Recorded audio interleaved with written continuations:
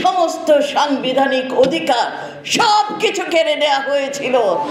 রাজনীতির নামে দূষিত হয়ে গেছে আমার প্রিয় বাংলাদেশ। সেই পুরনো শকুন জাতির পতাকা আজ খামচে ধরেছে, সেই পুরনো শকুন। মানুষে কয় কুত্তার ল্যাঞ্জা 12 বছর চৌগায় রাখলেও সোজা হয় না। বাংলাদেশকে নিয়ে যারা ষড়যন্ত্র করছে অনেক আগে থেকেই করছে।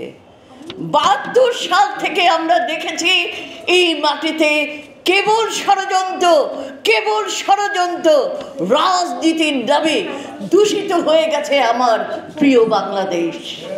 আমরা দেখেছি এখানে রাজনীতি নেই, আছে অপরাজনীতি। যে অপরাজনীতির কারণে বাংলাদেশের জনগণ সবসময় গ্যালারিতে বসে খেলা দেখে, কখনো মাঠে নামতে পারে না। অথচ আমার সংবিধান বলে, আমার মন বলে, আমার মুক্তিযুদ্ধ বলে রাষ্ট্রের মালিক জনগণ। জনগণের অধিকার কেড়ে নেওয়ার অধিকার কারণে, কিন্তু আমরা সেটা পাইনি। 72 সালে বাংলাদেশের প্রথম স্বৈর সরকার শেখ মুজিব আসার পর জনগণের জান মাল সমস্ত সাংবিধানিক অধিকার সব কিছু কেড়ে নেওয়া হয়েছিল। আপনাদের মনে আছে কিনা জানি না, সমস্ত দৈনিক পত্রিকা বন্ধ করে দেওয়া হয়েছিল। বাকশাল স্থাপনের নামে জনগণের সব অধিকার হরণ করে রাজনীতির কণ্ঠরোধ করা হয়েছিল। সেখানেই সূচনা ষড়যন্ত্রের, সেখানেই সূচনা সেই শকুনের আগমনের। তারপর কি হয়েছে?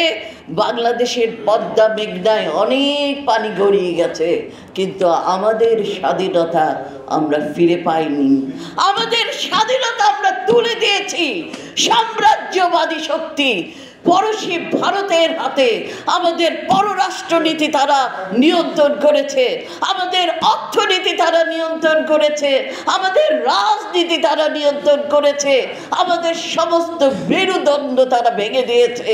কিন্তু তার বিরুদ্ধে কথা বলতে গেছে কারা? তরুণ প্রজন্ম। কারা কথা বলতে গিয়েছিল সেদিন? সিরাজ শিকদার, যাকে মারা হয়েছিল অত্যন্ত নিষ্ঠুরভাবে, তাদের বিরুদ্ধে কথা বলতে গিয়েছিল মেজর জলিল, তাকে কারাগারে যেতে হয়েছিল।